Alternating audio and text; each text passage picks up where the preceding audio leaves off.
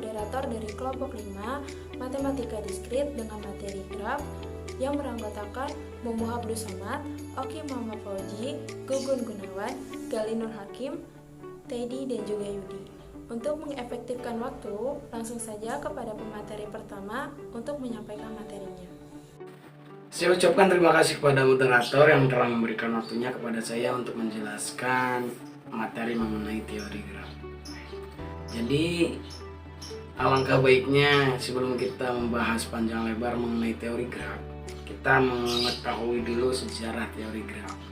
Jadi, sejarah teori graf ini lahir pada tahun 1736, di mana melalui makalah tulisan Leonhard Euler yang ahli matematika dari Swiss.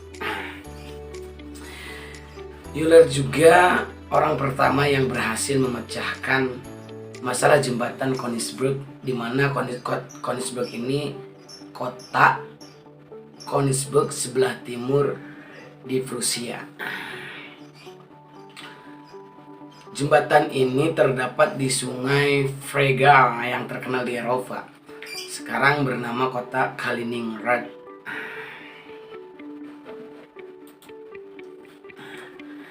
Selanjutnya, permasalahan jembatan Königsberg berawal dari penduduk kota Königsberg yang sangat suka sekali berjalan-jalan menikmati suasana Königsberg dengan melewati jembatan pada saat libur. Kemudian, dari permasalahan tersebut kemudian muncullah keinginan penduduk tersebut untuk dapat menikmati daerah tersebut dengan melalui ketujuh jembatan tepat satu kali. Jadi perjalanan Euler adalah perjalanan dari suatu simpul ke simpul tersebut dengan melalui setiap ruas tepat satu kali.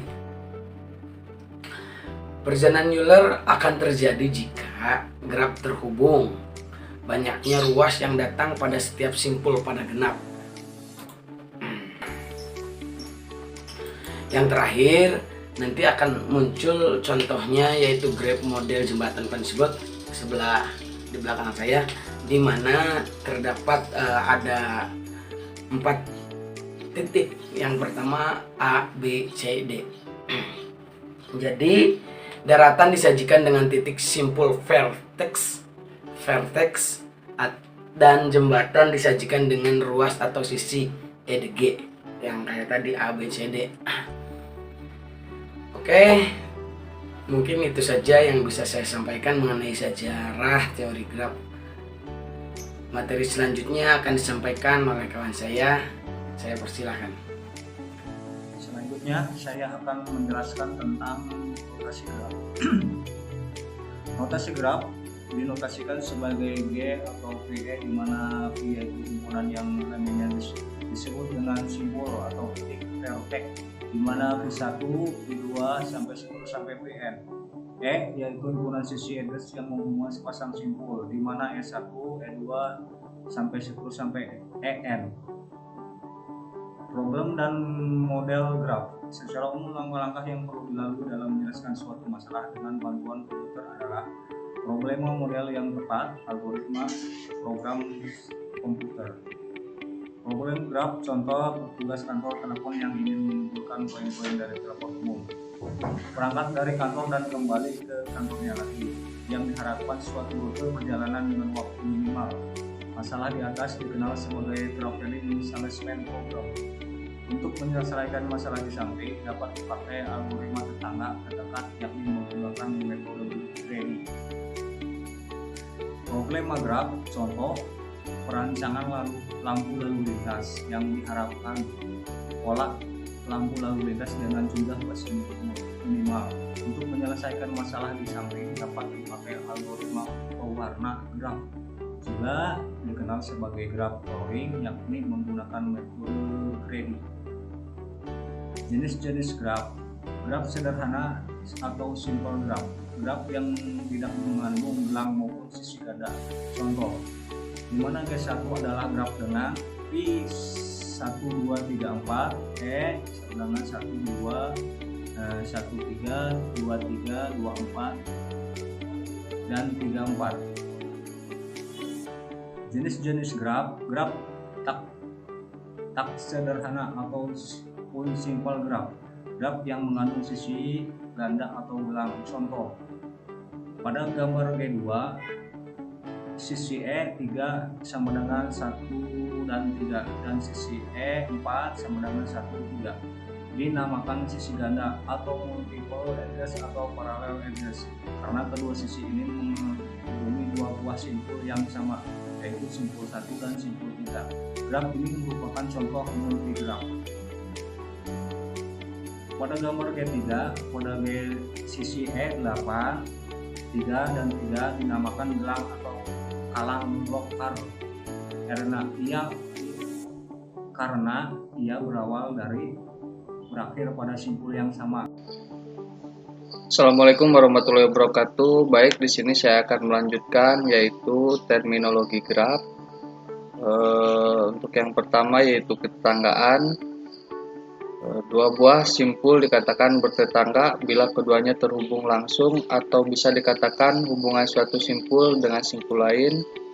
Contohnya yaitu graf G1 di mana simpul 1 bertetangga dengan simpul 2 dan 3 simpul 1 tidak bertetangga dengan simpul 4.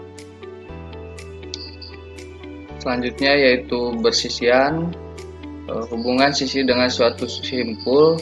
Untuk simpul sembarang ruas E, PJ PK dikatakan E bersisian dengan simpul PJ atau E bersisian dengan simpul PK. Untuk contohnya yaitu graf G1. Graf G1 sisi 2, 3 bersisian dengan simpul 2 dan simpul 3. Sisi 2, 4 bersisian dengan simpul 2 dan simpul 4. Tetapi sisi 1, 2 tidak bersisian dengan simpul 4. Selanjutnya yaitu simpul terpencil. Simpul terpencil ialah simpul yang tidak mempunyai sisi yang bersisian dengannya. Contohnya yaitu graf G2, simpul 5 adalah simpul terpencil. Selanjutnya yaitu graf kosong. Graf yang himpunan sisinya merupakan himpunan kosong, NN atau tidak memiliki sama sekali atau simpulnya tidak terhubung. Untuk contohnya yaitu graf G3 di mana simpul-simpulnya tidak terhubung. Selanjutnya yaitu derajat atau degree. Derajat suatu simpul D pi adalah jumlah sisi yang bersisian dengan simpul tersebut. Notasi dpi. Untuk contohnya yaitu graf G1. Graf G1 D1 sama dengan D4 sama dengan 2. D2 sama dengan D3 sama dengan 3. Contoh selanjutnya yaitu graf G4 di mana graf G4 D1 sama dengan D2 sama dengan 3 bersisian dengan ruas ganda. D3 sama dengan 4 bersisian dengan self loop atau dihitung derajat tambahan 2 karena pada simpul gelang simpul tersebut terhubung kepada dirinya sendiri. Contoh selanjutnya yaitu graf G5 di mana D1 sama dengan D2 sama dengan 2, D3 sama dengan 3, D4 sama dengan 1, maka simpul bergantung atau simpul akhir. D5 sama dengan 0, maka simpul terpencil atau simpul terisolasi. Operasi graf. Yang pertama adalah gabungan. Gabungan disimbolkan dengan G1 himpunan G2 adalah gabungan semua simpul dan sisi G1 dan G2. Contoh gambarnya ada di sisi samping saya. Terus yang kedua adalah irisan. Irisan dilambangkan dengan G1 irisan G2 adalah himpunan dari sisi yang sama pada G1 dan G2 seperti pada gambar berikut. Terus yang ketiga adalah selisih. Selisih G1 sampai G2 adalah gabungan dari sisi yang ada pada G1 tetapi tidak ada pada G2. Contohnya sebagai berikut, ada di gambar samping. Terus selisih G2 min G1 adalah gabungan dari sisi yang ada pada G2 tetapi tidak ada pada G1. Seperti gambar berikut lagi. Terus yang selanjutnya adalah penjumlahan ring. Penjumlahan ring gambar dirumuskan dalam bentuk G1 eksklusif or G2 adalah gabungan dari sisi yang tidak sama pada G1 dan G2. Contoh grafiknya seperti berikut. Terus ada penghapusan. Penghapusan yang pertama adalah penghapusan simbol. Notasinya G1 min himpunan kosong pi. Gambar grafiknya ada di atas. Terus penghapusan yang kedua adalah penghapusan ruas. Notasinya G min himpunan kosong E. Gambar grafiknya ada di atas ini. Melanjutkan materi yang sebelumnya telah rekan saya sampaikan, sekarang kita sampai ke subjudul keterhubungan, di mana subjudul ini memiliki 4 poin utama. Yang pertama adalah walk, kedua adalah trail, ketiga adalah path, dan keempat adalah circuit and cycle. Di mana walk merupakan barisan simpul dan ruas, kemudian trail adalah walk dengan ruas yang berbeda, selanjutnya adalah path yang merupakan walk dengan simpul yang berbeda, yang terakhir adalah circuit dan cycle yang tidak lain adalah lintasan yang berawal dari A, yang berawal dan berakhir pada simpul yang sama atau circuit atau bisa juga disebut circuit atau cycle. Ya, jika harus digambarkan masing-masing adalah circuit adalah jarak tertutup dan sementara cycle adalah lintasan tertutup. Konsep keterhubungan ya sama seperti tadi, tapi ini adalah ya sebut saja penjelasan mengenai keterhubungan itu sendiri, di mana walk memiliki simpul yang berulang dan sisi yang boleh berulang, sedangkan trail memiliki simpul yang boleh berulang dan sisi yang tidak boleh berulang. Selanjutnya adalah path, di mana simpul tidak berulang sedangkan sisi tidak berulang, ya, sama-sama tidak berulang. Selanjutnya adalah circuit, di mana simpul boleh berulang sedangkan sisi tidak berulang. Dan terakhir adalah cycle, di mana simpul tidak berulang dan sisi juga tidak berulang. Untuk contohnya, Anda bisa melihat gambar berikut. Di sini saya akan menjelaskan satu contoh, yaitu walk, di mana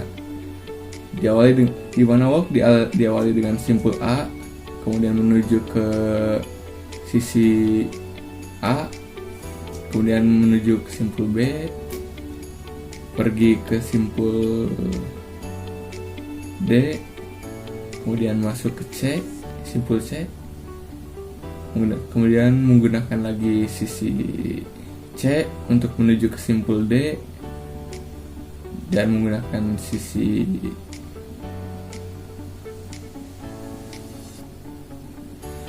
D untuk kembali ke B, dan menggunakan lagi sisi D untuk kembali ke simpul C. Ini adalah asiklik.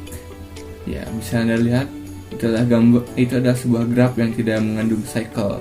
Contohnya ada di gambar, di mana simpul dan sisi tidak berulang. Selanjutnya adalah isomorfisme. Ya, isomorfisme adalah dua buah graf atau lebih yang mempunyai jumlah ruas, simpul, dan derajat yang sama. Contohnya bisa Anda lihat pada gambar berikut. Homomorfisme merupakan dua buah graf atau lebih yang penggambarannya sama tetapi jumlah ruas dan simpulnya berbeda. Contohnya ada pada gambar berikut, di mana graf pertama hanya memiliki 5 simpul dan 4 sisi, sedangkan diagram kedua memiliki 6 simpul dan 5 sisi, dan seterusnya, menambah 1 lah. Sekian materi yang bisa saya sampaikan. Selanjutnya akan disambung dengan kesimpulan yang akan dibawakan oleh Kang Teddy. Kesimpulan. Ringkasan sederhana mengenai graf ini adalah graf muncul pada tahun 1937 di Jerman. Munculnya teori graf dikarenakan suatu masalah yang terkenal dengan masalah 7 jembatan Königsbrück. Untuk kehidupan sehari-hari, teori ini sangat berguna karena sangat bermanfaat. Contohnya dalam transportasi, ilmu komputer, riset operasi, ilmu kimia, sosiologi, dan lain sebagainya. Jika menyimak uraian tentang graf di tas, dapat kita simpulkan graf adalah kumpulan titik dan garis. Namun dari dua kata itu mempunyai arti yang sangat berguna bagi kehidupan kita. Sebagai manusia, secara tidak langsung kita bias menggunakan graf. Contohnya dalam menggambar rute tercepat dalam sebuah peta. Kesimpulan yang dapat diambil dari studi dan implementasi graf ini adalah: 1. Dengan penggunaan graf dalam menyelesaikan permasalahan, kita akan mendapat kemudahan dalam menyelesaikannya. Hal ini disebabkan karena sifat-sifat dan teori-teori mengenai graf yang memudahkan penyelesaian. 2. Untuk menyelesaikan persoalan dengan menggunakan graf, mula-mula kita harus bisa memodelkan permasalahan dengan menggunakan graf. Kemudian baru kita dapat mencari solusi dengan membaca persoalan dan menyelesaikan dengan sifat-sifat dan teori-teori mengenai graf. Terima kasih kepada rekan-rekan yang telah menyampaikan materinya. Sekiranya cukup sekian yang dapat kami sampaikan. Maafkan apabila banyak kesalahan.